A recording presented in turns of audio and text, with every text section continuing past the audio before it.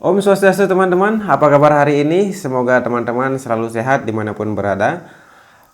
Jadi pada video kali ini saya akan berbagi cerita tentang kehidupan perkuliahan saya ketika saya kuliah tahun kedua. Maksud saya ketika tahun kedua perkuliahan Ayurveda saya. Tapi sebelum itu saya kayaknya nggak bakalan cerita di sini ya, di dalam ruangan ini karena biar lebih seru kayaknya lebih baik bercerita di luar ya, karena suasana hari ini suasana pagi. Ayo kita keluar.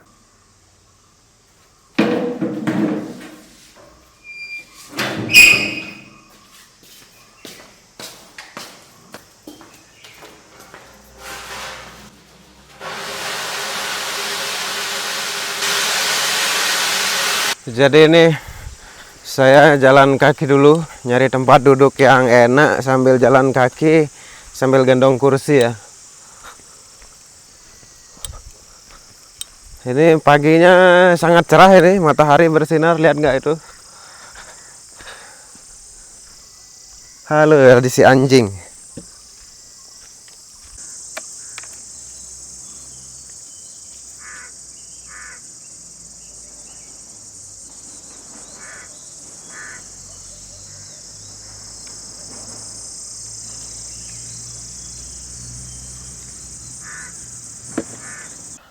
Oke teman-teman, baiklah saya sudah mendapatkan tempat duduknya ya. Jadi ini adalah studio saya.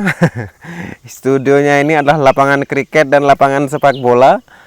Jadi saya tepat di bawah rindangnya pohon. Nggak rindang sih, cuman bayangan aja. Kalau nggak ada pohon ini udah kena matahari langsung ini mukanya. Jadi tempat teduh di salah satu sudut lapangan kriket, dan di belakang saya lihat itu lightingnya alami dari sinar matahari.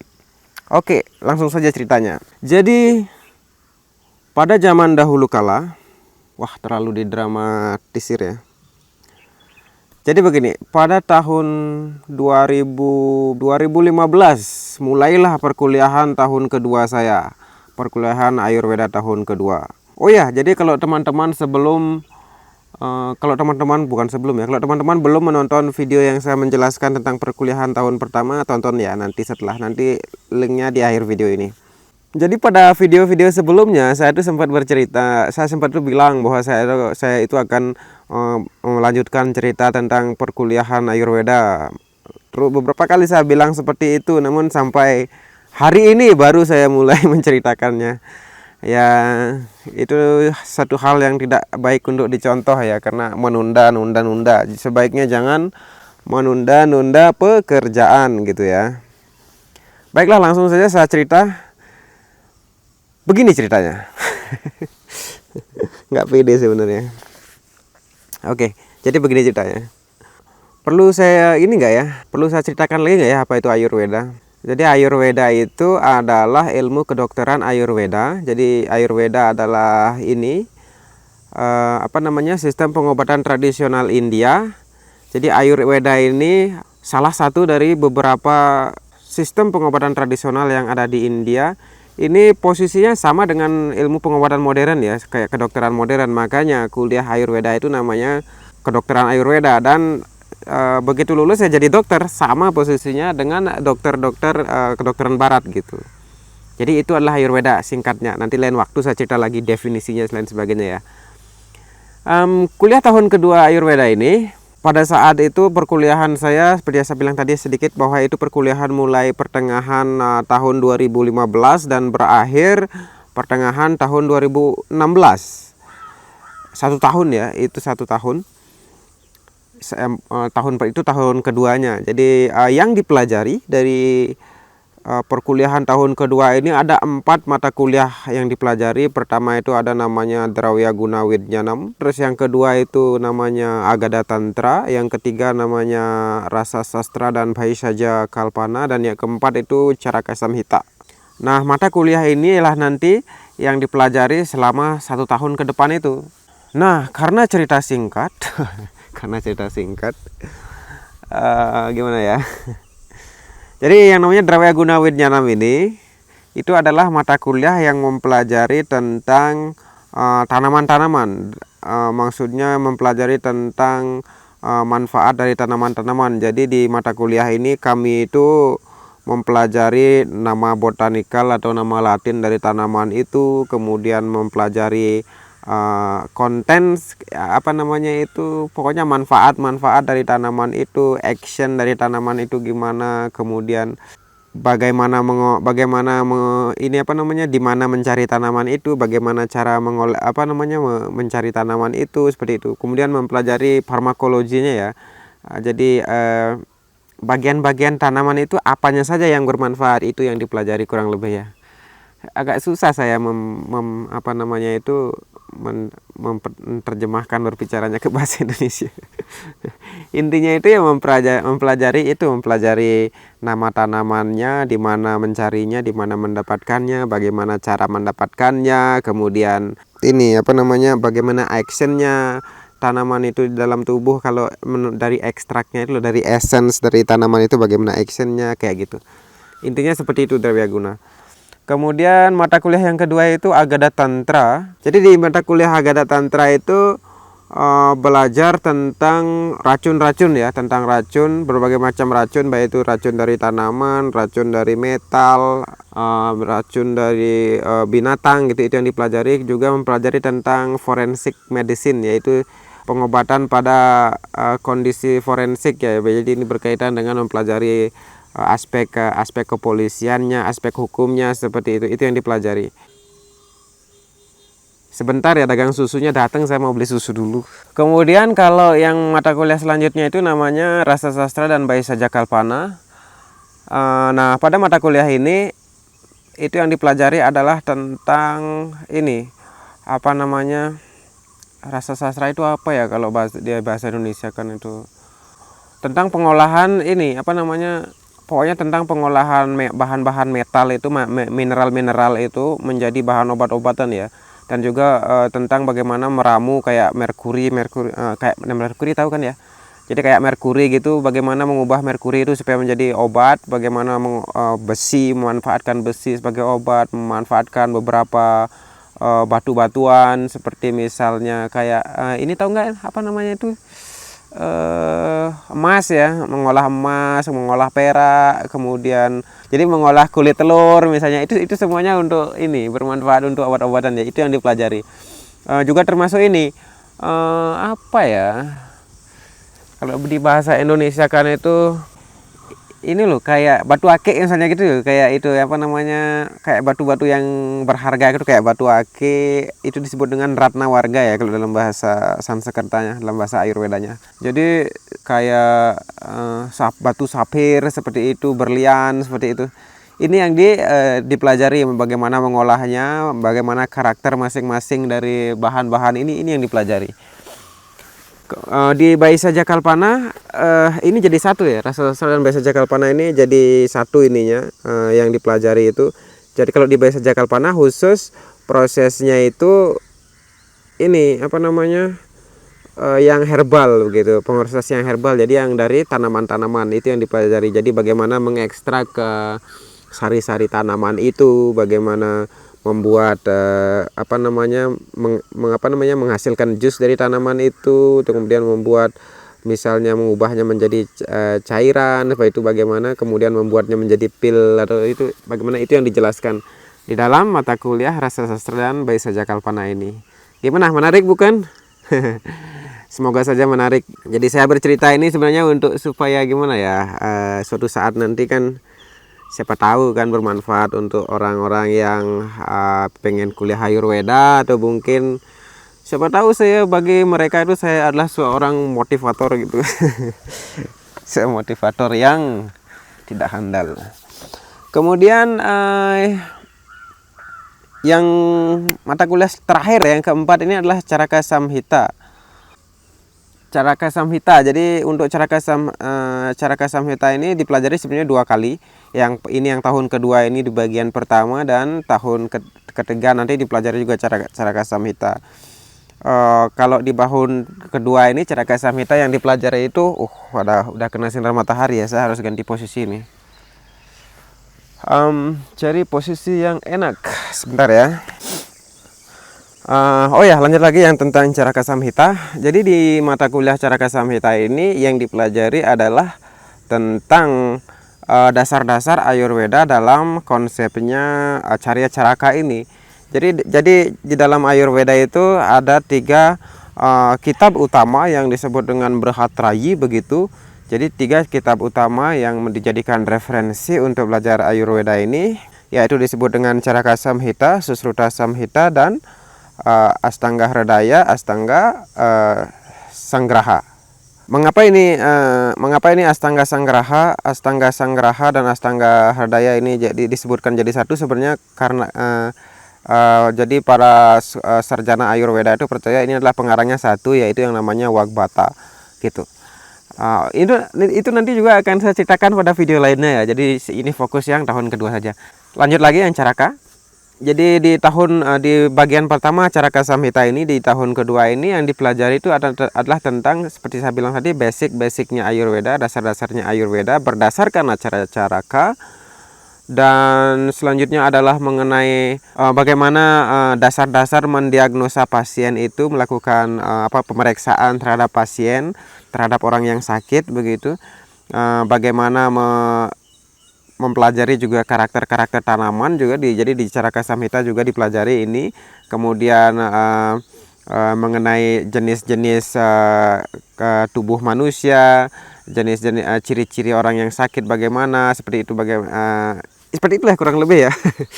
Ribet bibir saya itu menjelaskan, nggak tahu kenapa. Selanjutnya adalah apa ya? Ayo Komang, apa? Oh ya, mengenai treatmentnya juga. Jadi di dasar-dasar treatmentnya itu juga dipelajari di Caraka Samhita ini gitu. Pokoknya intinya di tahun kedua ini Caraka Samhita yang dipelajari itu tentang dasar-dasarnya Ayurveda, intinya seperti itu ya. Jadi itu yang dipelajari. Kalau berbicara tentang kuliah ya, tentu kalau orang yang malas kuliah akan banyak dukanya. Kalau orang yang suka kuliah akan banyak sukanya. Jadi ya ada suka dukanya itu. Kalau di tahun kedua ini suka dukanya apa ya? Kalau sukanya itu mata kuliahnya lebih sedikit, tapi sebenarnya nggak berpengaruh karena walaupun cuma 4 mata kuliah tapi isunya sangat luas sekali gitu. Ya, nggak ada bedanya sih. Kalau di tahun pertama kan kuliah boleh dibilang nggak ada hari liburnya karena sudah kuliahnya dari Senin sampai Sabtu, Minggu lagi kuliah di section gitu. Jadi ya full 7 hari kuliah. Aduh panas lagi tapi nggak apa-apa lah. Nah kalau tahun kedua ini yang saya sendiri sebenarnya gagal ya tahun kedua ini kuliahnya. Jadi saya ujian ini sampai mengulang 2 kali. Nanti saya ceritakan video lain lagi. Oke, jadi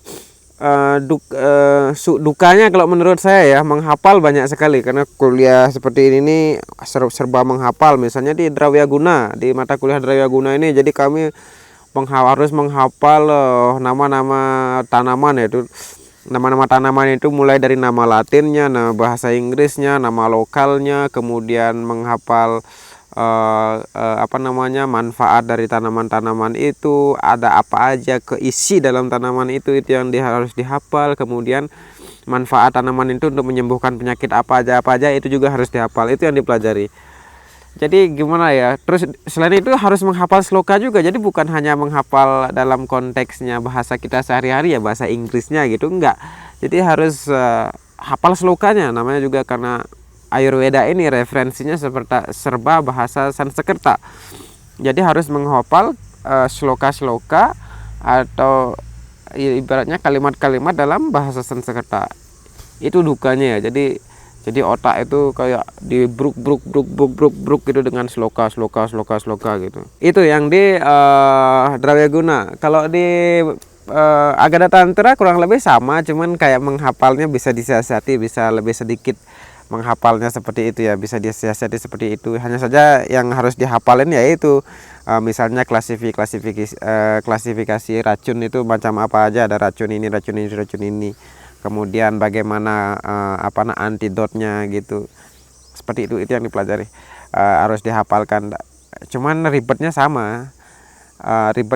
Cuman ini kalau di Agada Tantra dan Forensic Medicine ini ininya lebih sedikit, cakupannya lebih sedikit, dan juga berkaitan kan dengan mata kuliah yang lain. Jadi yang dipelajari misalnya di mata kuliah misalnya di Drawaguna itu tentang tanaman yang beracun itu kan bisa diaplikasikan di Agada Tantra ini gitu. Kemudian kalau yang di aspek modernnya yang saya bilang tadi forensik ya sudah ini kan apa namanya itu cuman isinya tentang modern saja, maksudnya modern itu tentang bagaimana menangani forensik berdasarkan ilmu kedokteran modern gitu. Kemudian yang di Rasa Sastra Bahasa Jakabawan, nah ini yang sangat berat menurut saya. Karena saya gagal kan di sini. Saya gagal di sini. Aduh, panas lagi, nggak nyaman ya. Nyari tempat lagi, ntar ya. Oke, saya sudah dapat tempat lagi. Di belakang saya adalah apa namanya? Background studionya adalah lapangan terbuka lagi. Jadi ini bergeser sedikit gitu. Tadi nyampe mana ya? Tadi nyampe Baisa Jakalpana ya. Oh ya, Baisa Jakalpana. Jadi di Rasa Sastra Baisa Jakalpana ini yang lebih ribet lagi menurut saya. Jadi ini yang agak lebih ribet lagi. Kenapa? Karena sama dengan mata kuliah lain sebenarnya sama sepertinya isinya menghafal gitu. Di sini juga menghafalnya jadi referensinya itu agak berbeda dengan yang lainnya gitu. Karena di sini kami mempelajari mineral, batu-batuan, kemudian mempelajari emas, besi, apalagi perak, mempelajari merkuri. Ini kalau di Ayurveda ini ada semua referensi referensi klasiknya. Ada sloka-slokanya seperti itu. Itu yang juga harus dihafal. Sorry. Jadi kami harus menghafal prosesnya, bagaimana mengolah merkuri itu supaya racunnya hilang, supaya tidak beracun, bagaimana mengolah perak itu juga supaya murni dia, mengolah emas supaya murni, supaya bisa emas, dan intinya semua logam ini, metal ini bisa dikonsumsi gitu. Karena setelah ini dimurnikan di dalam konsep Ayurveda itu bisa dikonsumsi ini sebagai obat gitu. Percaya nggak sih? Namun pada faktanya gitu. Dan ini ada referensi klasiknya. Kalau di Baisa Jakalpana ya sama sih. Sama lagi, aduh semuanya sama-sama menghafal. Ini prosedurnya dipelajari ya, bagaimana mengolah minyak, bagaimana membuat sirup begitu. Ini ada juga referensi klasiknya. Bagaimana mengekstrak jus, mengekstrak sari-sari dari tanaman itu, dari tanaman-tanaman obat itu, baik dari buah, dari akar, dari batang, dari apa lagi ya, dari daun gitu. Itu ada referensinya, sloka yang harus dihafal. Kalau prosedurnya dihafalkan dengan bahasa Inggris itu kan mungkin lebih mudah. Hanya saja di sini kami harus menghafalkan slokanya juga. Jadi mulai dari ininya, nama tanamannya, slokanya harus dihafal, ke prosedurnya harus dihafal, manfaatnya harus dihafal juga slokanya gitu. Itu mengenai apanya ya tadi, tentang dukanya ya. Sekarang bisa bicara tentang sukanya. Kalau tentang sukanya, kalau di mata kuliah ini Drawaguna itu sukanya itu gini. Kami itu tidak hanya belajar di kelas, tapi juga di luar. Jadi kalau jadi ada namanya kayak kelas praktikal gitu. Jadi kami akan diajak belajar ke kebun tanaman obat itu. Jadi dosen itu akan menjelaskan di sana langsung live gitu, melihat langsung tanamannya dijelaskan di sana, dan pokoknya intinya dipelajari di sana. Kemudian kami juga sempat dalam rangka mata kuliah ini sempat mengunjungi kebun-kebun yang dimiliki, kebun obat yang dimiliki oleh kampus-kampus lain ya. Jadi ini sekaligus dengan namanya tripnya ini waktu itu tripnya Rasa Sastra Bahasa saja ya, kalau saya nggak salah ingat gitu. Jadi kami itu mengunjungi kebun-kebun yang dimiliki oleh kampus-kampus lain. Kan kami itu ada tugas-tugas yang harus kami kerjakan di mata kuliah ini. Mata kuliah Drawaguna ini adalah kami membuat membuat record itu gimana ya, kayak membuat dokumentasi tentang beberapa tanaman obat yang harus dibuat dalam bentuk herbarium gitu. Tahu kan maksudnya herbarium itu yaitu ini tanaman itu dikeringkan, kemudian ditempelkan di kertas gitu, jadi ditulis detailnya mengenai tanaman itu gitu. Itu herbarium. Jadi kami diajak pada suatu waktu kami itu diajak oleh dosen kami itu keliling ke hutan-hutan untuk mencari tanamannya. Itu saya senang gitu. Seperti itu saya senang. Jadi keliling ke hutan-hutan nyari tanaman 1 hari full itu. Dan itu harus kami selesaikan, maksudnya Karena tanaman-tanaman yang udah kami kumpulkan ini harus dikeringkan, kemudian ditempelkan di record kami, di laporan tugas kami, dan nanti saat ujian itu sangat diperlukan. Saat ujian itu akan dicek oleh pengujinya. Kemudian apalagi ya yang sukanya di ini? Oh ya, lab. Jadi kami di lab ini mempelajari tentang mikroskopik dari tanaman-tanaman ini. Pada saat itu mempelajari tentang guduci namanya. Guduci itu kalau bahasa Indonesianya apa ya? Saya nggak tahu, nanti sempat saya cari referensinya. Jadi itu yang kami pelajari, jadi mempelajari ininya apa namanya, bagaimana gambar mikroskopik dari daun tanaman ini, batangnya, stemnya, itu yang kami pelajari, dan itu saya suka. Yang bernuansa seperti itu. Masih banyak lagi, saya nggak ingat udah berapa tahun ya, 2016, sekarang 2020. 2015. Oke, katakanlah itu udah 4 tahun berlalu. Gitu. Kemudian kalau di ini sukanya di Agada Tantra nggak ada deh kayaknya. Semuanya duka, nggak ada. Karena ini sebenarnya sudah jadi satu sih dengan ini Drawyaguna, ini laporan apa namanya, laporan rekornya juga menjadi satu, kan juga mempelajari tanaman-tanaman yang dari situ juga ini.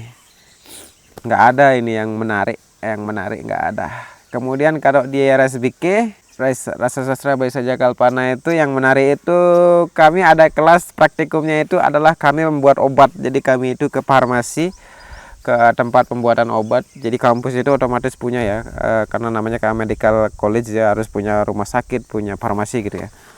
Jadi kami di sini kalau sudah praktikal seperti ini, enaknya itu kami langsung melakukan bagaimana proses pembuatan obat itu, proses pemurnian merkuri, bagaimana pemurnian perak, gimana, apalagi pemurnian emas nggak dipelajari. Emas itu mahal.